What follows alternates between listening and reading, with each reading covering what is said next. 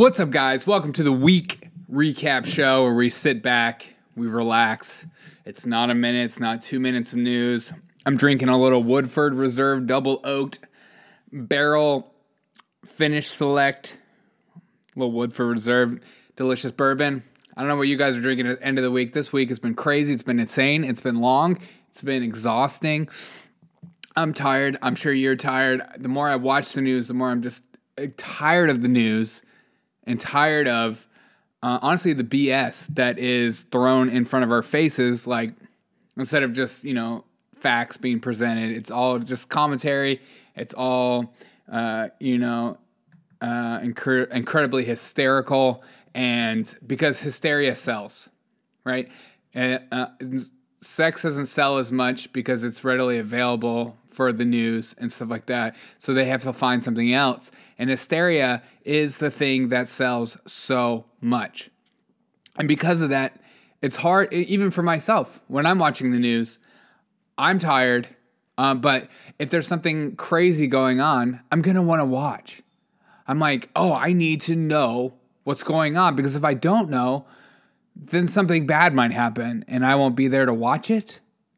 And and maybe you're like me and you're just like, sometimes you're like, I don't even know why I'm still watching this crap, because it's the same story all week long. Let's go over the week. Nancy Pelosi had her interview with 60 Minutes. She was actually asked one question that was decently hard. Like, hey, you passed the $600 stimulus at the end.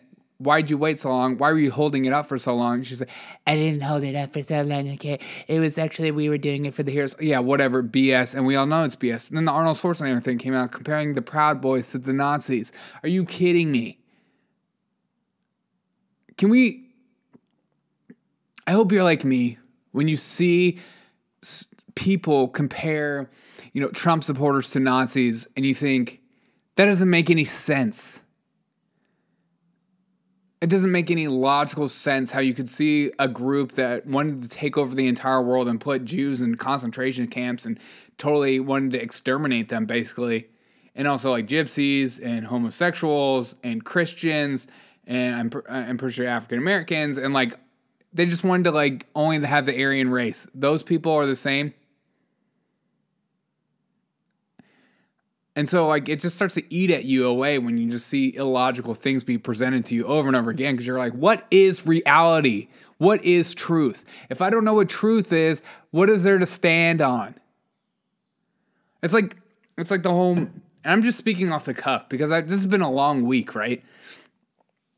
What do we stand on as a civilization, as a society? What are we building our foundation on? Is it made out of crap? Is it made out of straw?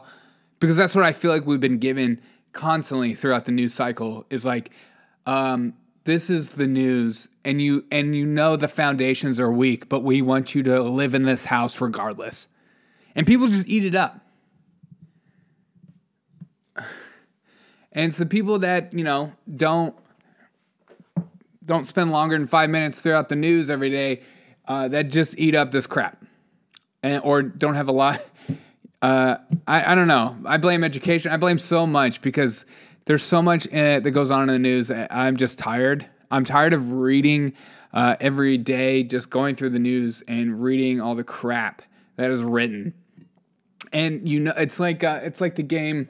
What's that game you played in like youth groups and stuff where you sat in a circle and you said one word and you said it and each person said it. So you would say like, banana peels are fun. And then you would you'd whisper that, and then the person next to you's ear, and then they would whisper it, and they'd whisper it. And by the time I got all the way around the circle, it was nothing like the original source.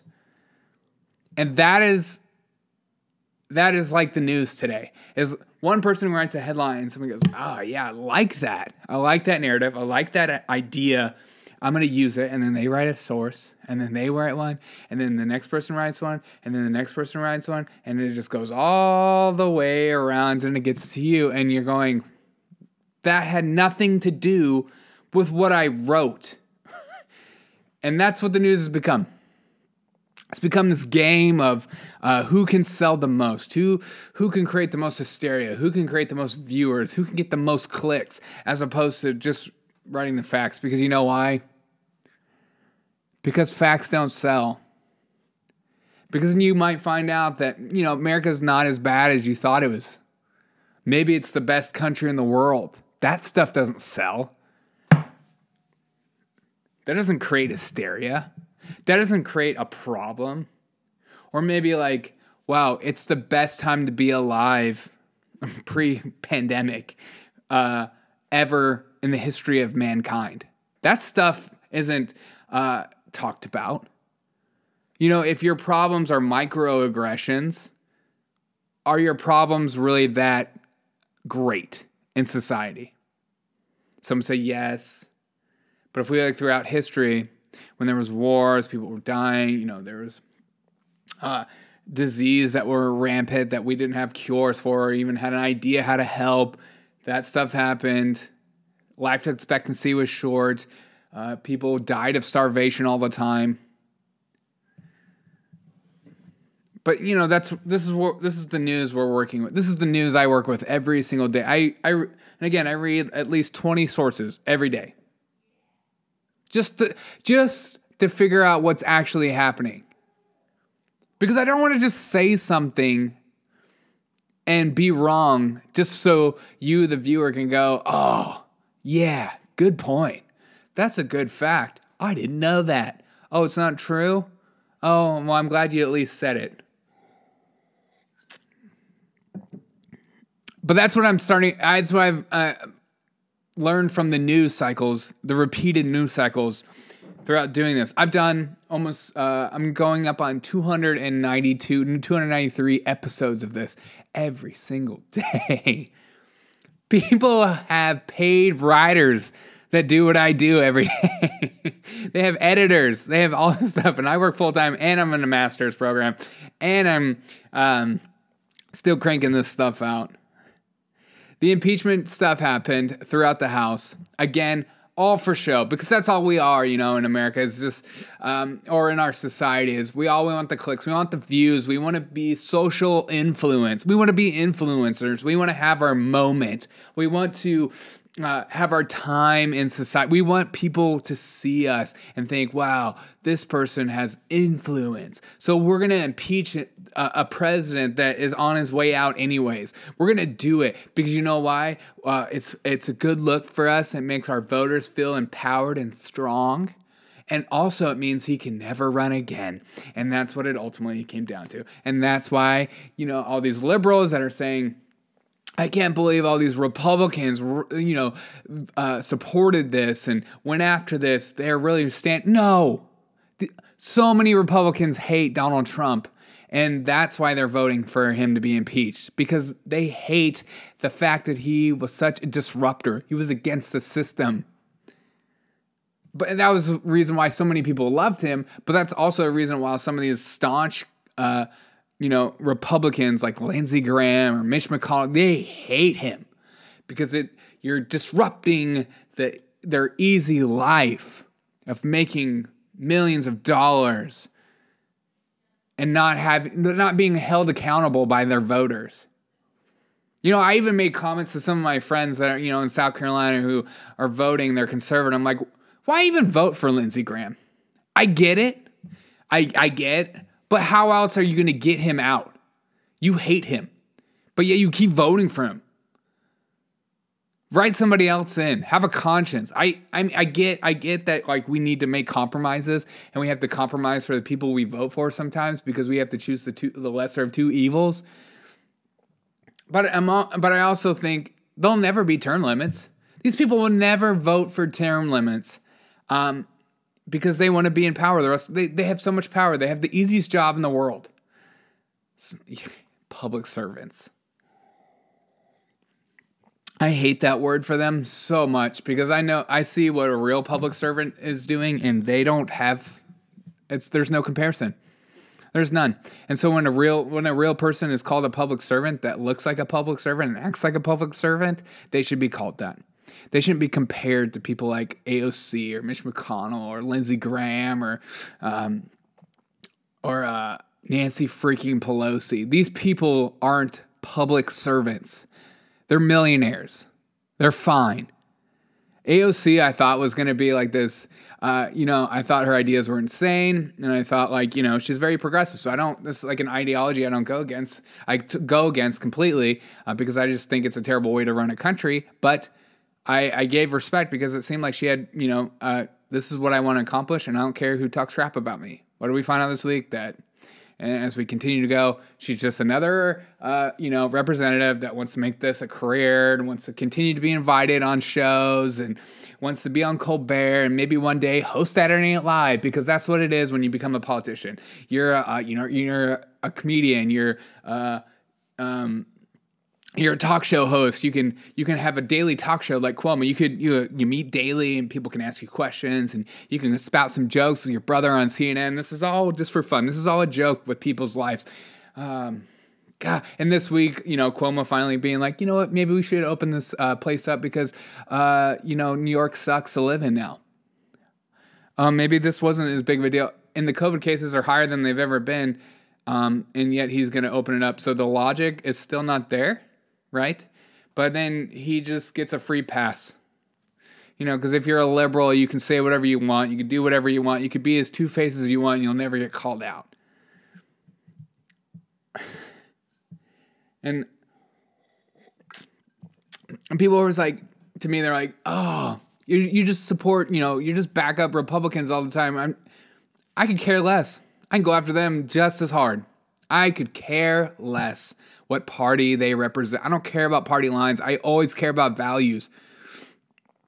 People are like, do you support this person? Or do you support... No, I don't support people. I support values. I support ideas. And I want those ideas to be pushed along in government. I could care less what name is written with that idea. I feel like, and honestly, in a lot of ways, I feel like that's why, the Republicans lost the Senate, because they were so focused on Trump that they didn't even think about anything else. The battle is won in local governments. There's some weird obsession in America where we want a king, and yet we want our president, and we want this kingship. We want them to be, the most powerful figure. We want them to have the most, we want a complete human being to be in office, as opposed to just focusing on our local governments that are directly affecting us every day and continue to make policies that get led up to the presidency. You start with the foundation, just like in the news cycle. You start with the foundation, you build a strong foundation, and then the roots will come up through that and you will reap the harvest. That's good. I just came up with that. Should make a t-shirt on that. I'm serious. If you're a Republican, you're a conservative, you're mad, you need to focus on your local government and your state government, not the freaking presidency. Who cares? Presidency does a lot of power, does a lot of direction, can pass some really crappy stuff, especially with executive orders, but you want to change the world, you start with your local government. And the more I continue to do this podcast, the more I'm thinking more on that level than what I've been doing. More to that to come. People still going against, lockdowns and the whole thing about the free speech thing. I think it's shady what Amazon did. They kept telling conservatives, if you want free speech, make your own platform. So they made their own platform and they got, taken off. And this is a problem with monopolies. When the monopolies, you can say they're all different companies, but when they bind together with the same exact values and same ideas, that's a monopoly. There's monopolies and they need to be broken up. I don't know how they need to be broken up. I mean, there was a time when before I was born, the Bell's AT&T was broken up, and that was like a big deal. But it needs to be illegal to not allow companies to exist like Parler. That should be illegal. I thought Parler, that app sucks. I thought it ran terribly. It looked bad. It was hard to understand, but I was growing on that platform more than most of my platforms. Why? Because people felt comfortable to express their ideas. That platform was the reason my YouTube was growing, because people were clicking on my YouTube through that platform. Because if you go to YouTube, type in my name, you can type in the 1 Minute News, you can type in whatever, you can type in the exact title of a show, you will not find me anywhere. Whether that's shadow banned, which yes it is, because I've done the quotations around it, I've done everything, and you still can't find me. It always shows like BBC News in a Minute or something like some other crap source that they use, and so you can't find me on that platform at all. And it's really frustrating for me. It's frustrating as a creator. It's frustrating as somebody who espouses truth, who wants to be different, who wants to make jokes, who wants to see the BS in the news and laugh about it with you. Because it's hard for me as a creator to, if a platform is created for creators, because YouTube would be nothing without its creators. They try to have these YouTube, channels and stuff like that, but those people are from creators. And once you start forcing, it's like giving like Hillary Clinton and Michelle Obama and all these rich people their own podcast and giving $1 million on top. Their content is going to be garbage in comparison to someone who is driven and wants to create awesome content and does it out of a passion rather than, hey, you're rich and you've had this job. Why don't we give you this? It's just like for sports references, when players become coaches, that rarely works because just because you did a job doesn't mean you know everything about a job. Also doesn't mean you have a passion for that type of job. These things are different. Look, this was a crazy week. Again, Capitol riots, I forgot, I don't know if I mentioned this, totally stupid, totally pointless. Who would do that? Who's a part of it? I don't care, and it doesn't make logical sense to even do that. What do you think is going to happen, huh? Totally stupid. Would never have done it. Would never even gone to it. Could care less. And if you're a conservative, you need to be focusing on what's next rather than the past. You never live in the past because the future will creep up on you real quick. New stimulus plan coming down from Biden. That $1,400 coming to most people. I know people that got the stimulus money that don't deserve it, nor do they need it. Once again, the government showing how incredibly proficient they are and why. I have a lot of liberal friends, and they rely and think that the government will fix their problems so much, and they think that the government is the only way for things to get done and for people to receive the help that they need. And that's a problem because I disagree. I think that there's people out there that have a desire to help others. Like myself, the job I eventually want to go out and do, which I'll never say because I don't want to get doxxed because I don't know, because I espouse, I have thoughtful conversations sometimes, and sometimes I might say things that I regret later down the road. I'm not sure, but I have a desire to help people. I have a desire to help kids. I love kids. I love helping kids out. I love being, a father, especially to those who don't have a dad. I love being there for those who need it. I love being there for those who feel depressed and feel like they're at their wits' end and there's no hope in the world. Those are the people I look for in the world, and that's why I think the free market is the best way to go about it, because there's people like me out there that will help people that are in need more than the government. The government just takes your money and creates programs and incentives and then hires people that get paid way too much to do absolutely nothing, and you can do whatever you want. I've worked for government jobs, and I've literally watched it happen. I thought it was a talking point until I worked for in the government system, and I saw people that had jobs that should not have had jobs, and people that had jobs that did absolutely nothing all the time. So the stimulus bill is totally stupid. It's going to be a bunch of money. It's going to go to all these things. I just saw that they're just writing a bill to sign off saying, all federal workers will get a minimum wage of $15 now. You can just sign it off. The government doesn't make money They just take your money and then they print money, or they just, press enter like they do nowadays. They don't print money anymore. They just go, there's $100. Oh, stimulus bill? Okay. $1,400 in your account. Check it. Oh, TurboTax blocked it. No, we got to send it to a third party. All this to say, I've learned a lot doing this podcast. And I'm going on vacation for a week. I am going to be thinking about this podcast. I'm going to be thinking if daily news is something I need to continue to do, or do I need to pivot into something else? There's so much news out there, and there's so much BS out there. That is another daily news show something you really need, or is there something better out there that I can contribute to, and I could be a part of?